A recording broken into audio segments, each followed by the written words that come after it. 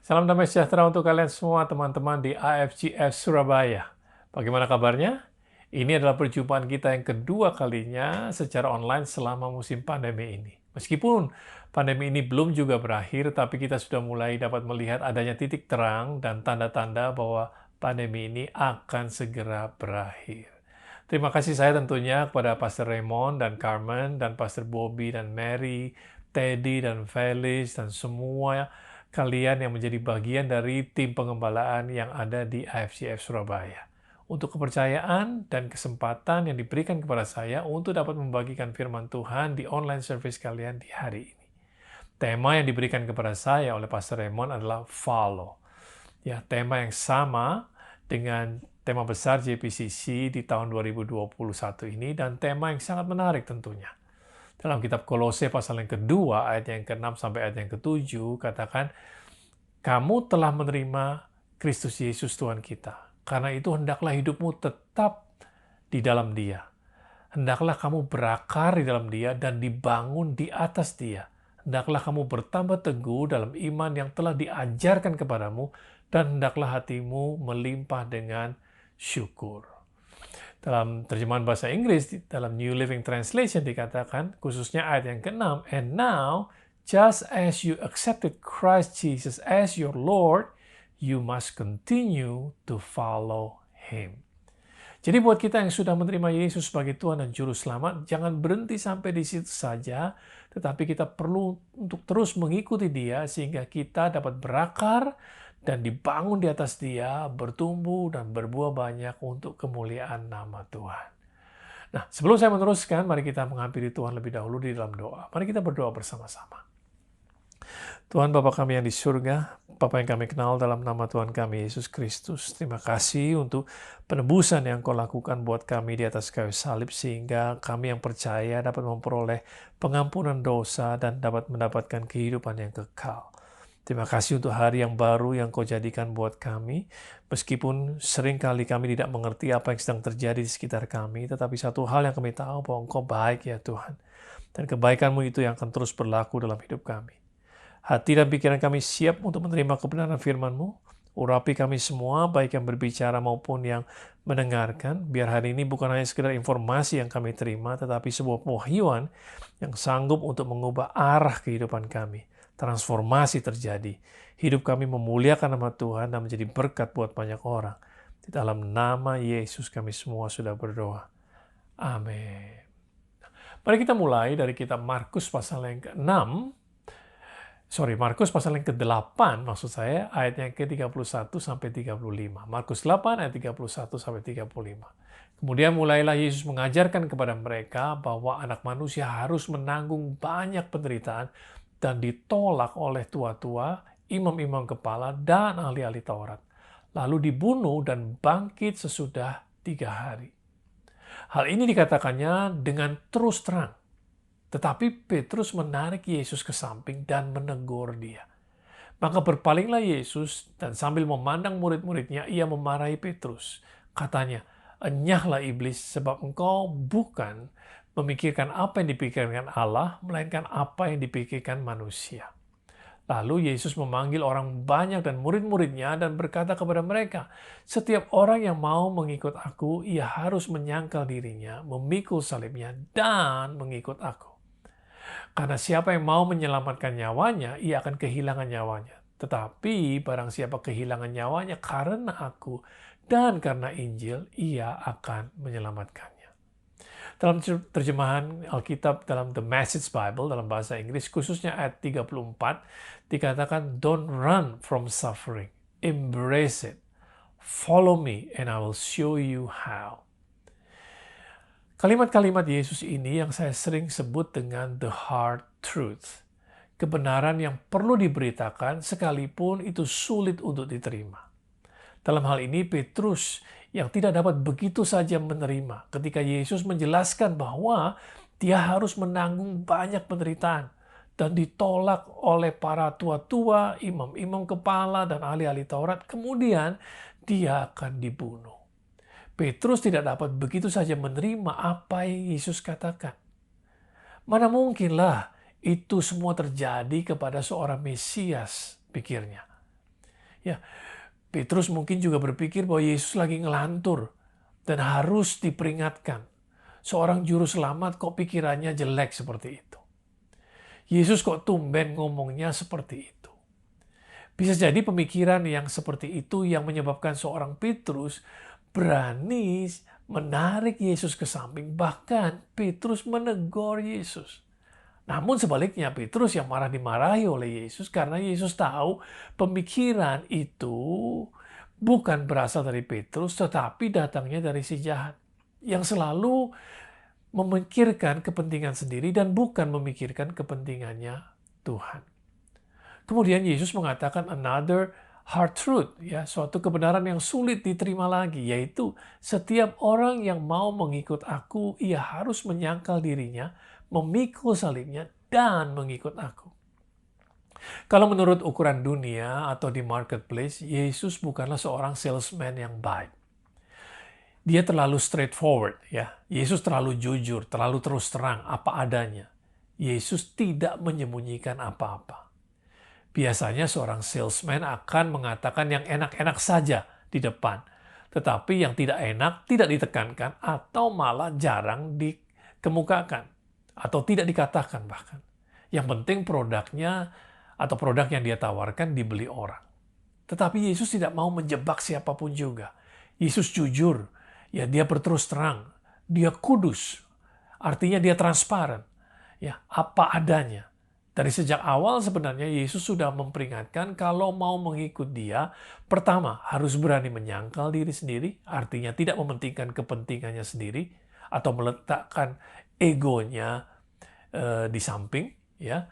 Dan yang kedua, kemudian harus memikul salibnya dan mengikuti dia. Salib pada saat itu tidak mempunyai apa-apa kecuali kematian yang menyiksa.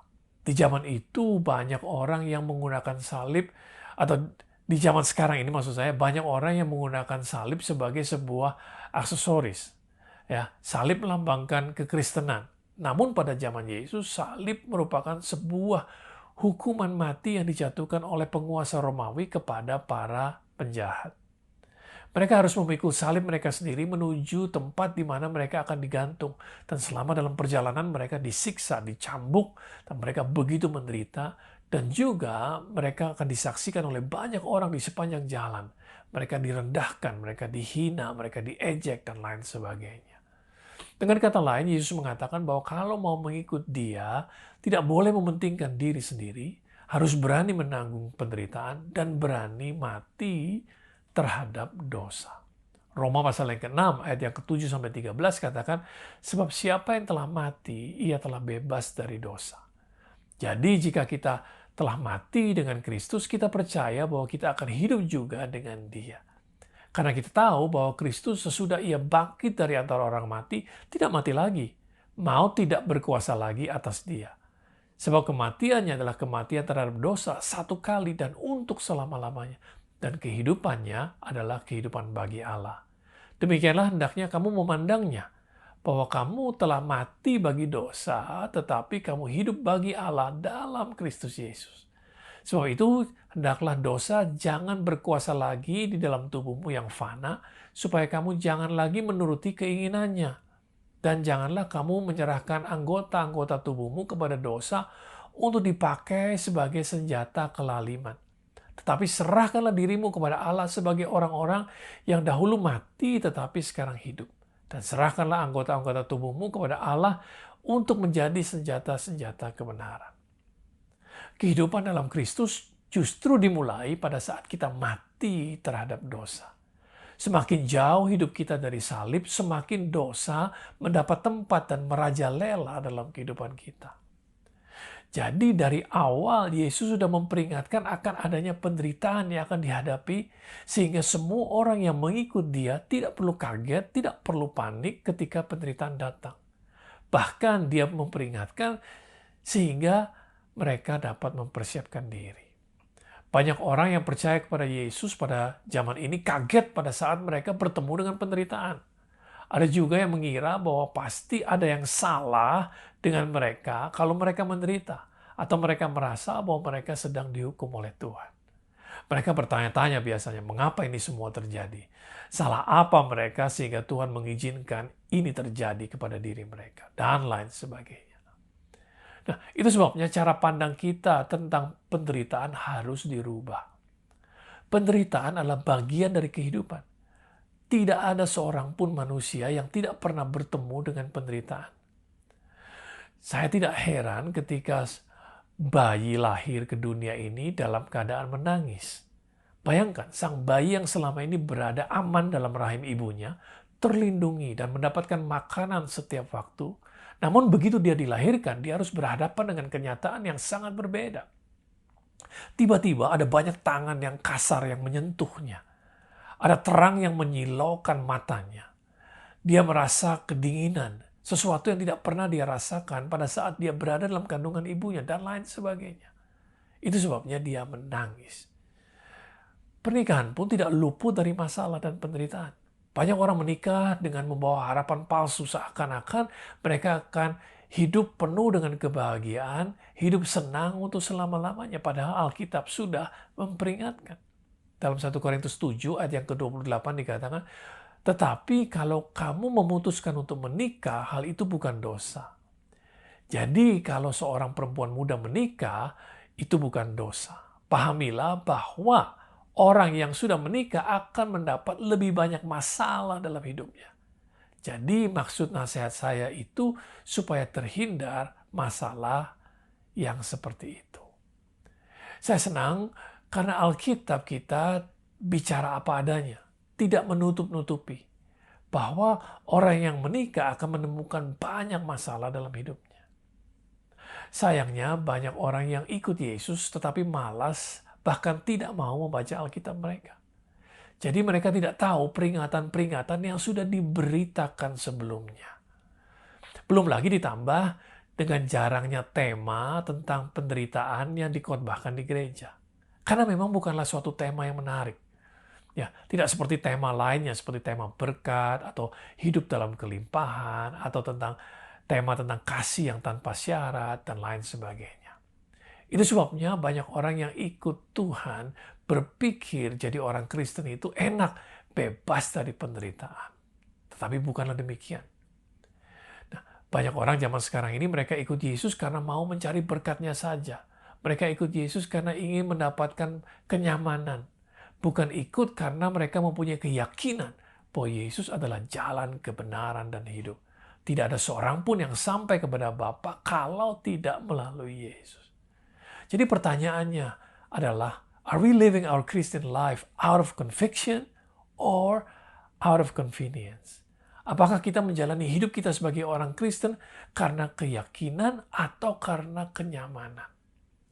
Kalau kita menjalaninya berdasarkan keyakinan, maka keyakinan kita akan menjadi semakin bertambah kuat pada saat kita berada dalam tekanan.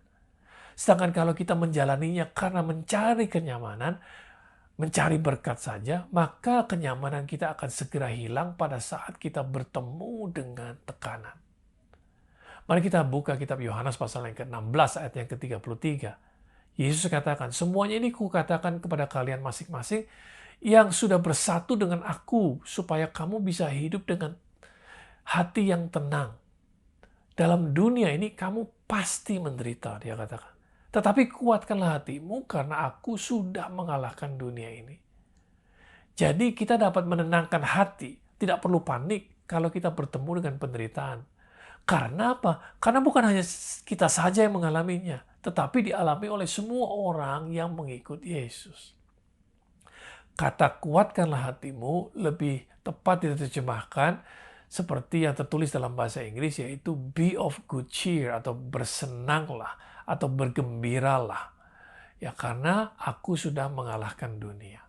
Artinya kalau kita tetap ikut Yesus, maka kita pun akan dapat mengatasi penderitaan tersebut. Tentunya yang dimaksud di sini bukan penderitaan yang diterima karena kesalahan atau kebodohan kita sendiri. Tetapi penderitaan yang dialami karena kita mengikuti Yesus. Sebab nilai-nilai yang Yesus ajarkan bertentangan dengan nilai-nilai yang ada di dalam dunia ini. Mari kita lihat beberapa contoh. Dalam kitab Matius pasal yang ke-7 ayat yang ke-13 sampai 14. Yesus katakan seperti ini. Masuklah melalui pintu yang sempit, sebab pintu dan jalan yang menuju ke neraka besar dan lebar, dan banyak orang yang melaluinya. Tetapi sempit dan sukarlah pintu dan jalan yang membawa orang kepada hidup, dan hanya sedikit orang yang menemukannya.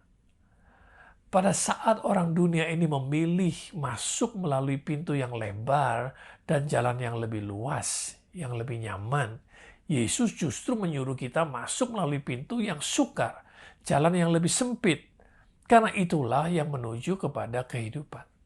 Kita tidak direkomend untuk memilih jalan yang mudah, tetapi disuruh memilih jalan yang lebih sukar. Kita lihat bagaimana apa yang Yesus ajarkan bertentangan dengan apa yang diajarkan oleh dunia ini. Kemudian contoh lagi dalam kitab Matius pasal yang kelima ayat yang ke-39 sampai 44. Tetapi aku berkata kepadamu, janganlah kamu melawan orang yang berbuat jahat kepadamu, melainkan siapapun yang menampar pipi kananmu, berilah juga kepadanya pipi kirimu. Dan kepada orang yang hendak mengadukan engkau karena mengingini bajumu, serahkanlah juga jubahmu. Dan siapapun yang memaksa engkau berjalan sejauh 1 mil, berjalanlah bersama dia sejauh 2 mil. Berilah kepada orang yang meminta kepadamu, dan janganlah menolak orang yang mau meminjam daripadamu.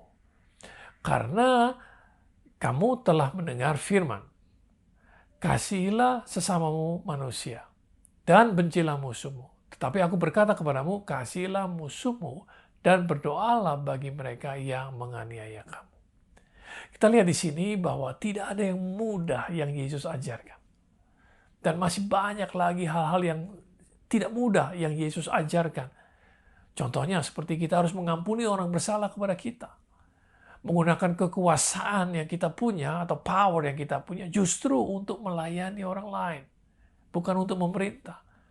Mengambil sikap merendah pada saat daging kita ingin menyombongkan diri atau ingin membanggakan diri dan lain sebagainya.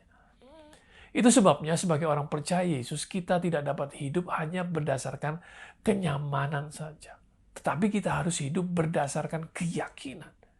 Keyakinan itu artinya tidak ada yang dapat mengubah pendirian kita. Teguh berpegang pada janji dan firman yang Tuhan sudah berikan. Seperti yang dicontohkan oleh Alkitab kepada orang yang bernama Abraham. Dalam kitab Roma pasal yang keempat, ayatnya yang ke-19 sampai 22.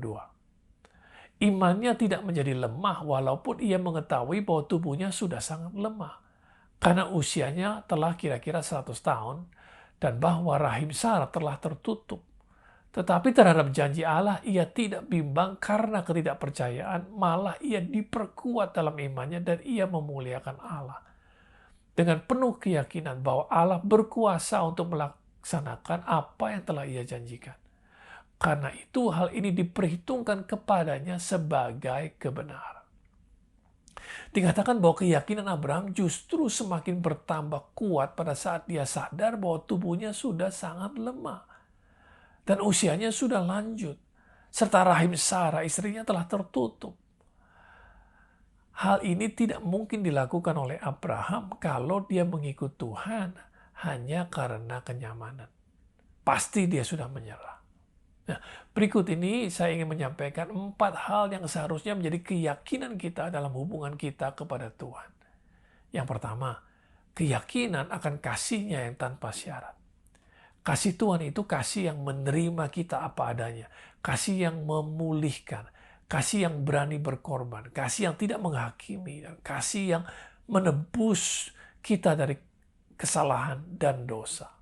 Gambaran tentang kasih Bapa ini antara lain Yesus berikan dalam perumpamaan tentang anak yang terhilang. Bagaimana bapaknya berlari mendapatkan anaknya yang sudah pergi meninggalkan dia. Dan bapaknya tidak memperdulikan kondisi anaknya pada saat itu. Pada saat anaknya kembali kepadanya. Dan langsung bapaknya menerima dan mengembalikan status dan haknya sebagai seorang anak. Yang kedua, keyakinan bahwa Tuhan mempunyai tujuan hidup untuk kita. Kita tidak hidup untuk sesuatu yang sia-sia di dunia ini. Tetapi Tuhan sudah mempunyai rencana untuk hidup kita. Rencana yang Tuhan sudah siapkan bahkan sebelum kita ada dalam kandungan ibu kita. Yang ketiga, keyakinan bahwa Tuhan menciptakan kita untuk pencapaian, untuk achievement, dan juga untuk fulfillment atau kepenuhan hidup. Manusia diciptakan untuk menguasai bumi dan untuk menaklukkannya. Tuhan juga mau kita melakukan perbuatan-perbuatan baik yang sudah Dia persiapkan sebelumnya, sehingga kita hidup secara penuh dan mati dalam keadaan kosong. We live our life to the fullest and we die empty. Yang keempat, keyakinan bahwa Tuhan percaya kepada kita. Tuhan percaya kepada kita lebih daripada kita percaya pada diri kita sendiri. Dari sejak awal penciptaan, sudah kita saksikan bagaimana Tuhan sendiri begitu percaya kepada manusia ciptaannya yang Dia ciptakan serupa dan segambar dengan Dia. Tuhan mempercayakan Taman Eden yang Dia ciptakan kepada Adam untuk diusahakan dan dipelihara. Tuhan juga tidak turut campur ketika Tuhan meminta Adam untuk menamai semua binatang yang Dia ciptakan. Dalam hidup ini, kita memerlukan orang-orang yang percaya kepada kita, sehingga kita dapat mengeluarkan semua potensi yang ada di dalam kita. Orang-orang yang menginspirasi dan memotivasi kita untuk melakukan perkara-perkara yang besar. Kalau kita ikut Tuhan dengan keyakinan bahwa Dia sanggup menepati apa yang Dia sudah janjikan, dan bahwa Dia sudah menang atas maut, maka kita dapat bergembira ketika kita bertemu dengan penderitaan. Pertama, karena memang Yesus sudah memberitahukan kepada kita. Yang kedua, penderitaan yang kita hadapi merupakan kesempatan untuk menunjukkan siapa yang berada di dalam kita. Kesempatan juga untuk kita memperlihatkan atau mengalami kemuliaan Tuhan. Bukan hanya itu saja, mari kita baca 1 Petrus 2 ayat yang ke-20-24. Sebab dapatkah disebut pujian jika kamu menderita pukulan karena kamu berbuat dosa? Tetapi jika kamu berbuat baik dan karena itu kamu harus menderita, maka itu adalah kasih karunia Allah. Sebab untuk itulah kamu dipanggil, karena Kristus pun telah menderita untuk kamu dan telah meninggalkan teladan bagimu supaya kamu mengikuti jejaknya. Sampai di sini dulu. Kita bahkan disuruh menganggap penderitaan yang datang akibat kita berbuat kebaikan itu sebagai sebuah kasih karunia. Karena kita dipanggil untuk dapat mengikuti teladan yang sudah dicontohkan oleh Yesus sendiri. Kemudian ayat 22 katakan, Ia tidak berbuat dosa dan tipu tidak ada dalam mulutnya. Ketika ia dicaci maki, ia tidak membalas dengan caci maki. Ketika ia menderita, ia tidak mengancam, tetapi ia menyerahkannya kepada Dia yang menghakimi dengan adil. Ia sendiri telah memikul dosa kita dalam tubuhnya di kayu salib, supaya kita yang telah mati terhadap dosa, hidup oleh kebenaran. Oleh bilur-bilurnya kamu telah sembuh. Petrus yang menulis surat ini menyaksikan sendiri bagaimana ketika dicaci maki, Yesus tidak membalas. Ketika mengalami penderitaan yang luar biasa, Yesus tidak mengancam untuk membalas. Namun Yesus justru berserah, menyerahkan kepada kehendak Bapanya. Karena Dia tahu bahwa Dia diutus untuk menyelamatkan manusia yang berdosa. Penderitaan membawa Yesus untuk berserah kepada Bapanya. Suffering brings you to a place of surrender. Kita memang tidak dapat menghindar dari penderitaan. Penderitaan bukan sesuatu yang harus ditakuti, tetapi sesuatu yang harus dikalahkan. Pada saat kita berhadapan dengan penderitaan, semua orang yang mengenal kita akan melihat bagaimana kita merespon terhadap penderitaan tersebut. Apakah respons kita sama dengan mereka yang tidak beriman kepada Yesus? Atau respons kita berbeda? Sebab respons kita yang percaya Yesus terhadap penderitaan menggambarkan besarnya kasih karunia Tuhan dalam hidup kita. Bagaimana kita menghadapi penderitaan menggambarkan kepada siapa kita meletakkan iman dan pengharapan kita. Siapa sumber kekuatan kita sebenarnya. Dan siapa yang menyertai kita. Dan selama kita berada dalam Yesus dan memegang firman-Nya, maka kita dapat menang dan melewati semua penderitaan dan kesulitan yang menghadang. Sebab kita mempunyai keuntungan atau advantage. Apa keuntungan yang kita punya? Yesus katakan dalam Yohanes pasal yang ke-8 ayat yang ke-12, seperti ini, "Akulah terang dunia. Barang siapa mengikut aku, ia tidak akan berjalan dalam kegelapan, melainkan ia akan mempunyai terang hidup." Nah, inilah keuntungan kita. Karena untuk kita yang mengikut Yesus, mata hati kita ini kemudian menjadi terang. Karena apa? Karena terang hidup itu ada di dalam kita. Ingat apa Yesus katakan dalam kitab Lukas pasal yang ke-11 ayat yang ke-34. Matamu adalah pelita tubuhmu. Jika matamu baik, teranglah seluruh tubuhmu. Tetapi jika matamu jahat, gelaplah tubuhmu. Artinya, kalau mata hati kita baik, maka kita tetap dapat melihat terang meskipun kita berada di dalam kegelapan. Seperti penderitaan atau krisis dan lain sebagainya. Tetapi jika mata hati kita jahat, maka kegelapan yang kita temui akan menjadi semakin gelap. Mata hati yang baik, itulah keuntungan yang kita punya. Kita dapatkan kalau terang Tuhan itu ada dalam hati kita.